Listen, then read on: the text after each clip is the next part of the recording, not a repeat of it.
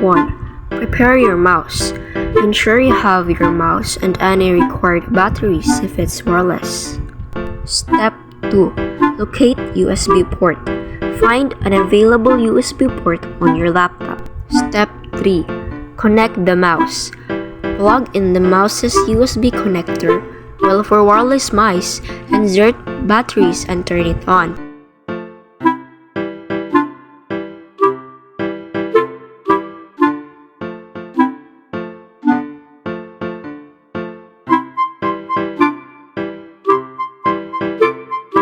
And lastly, step 5. Test your mouse. Move the mouse to confirm functionality.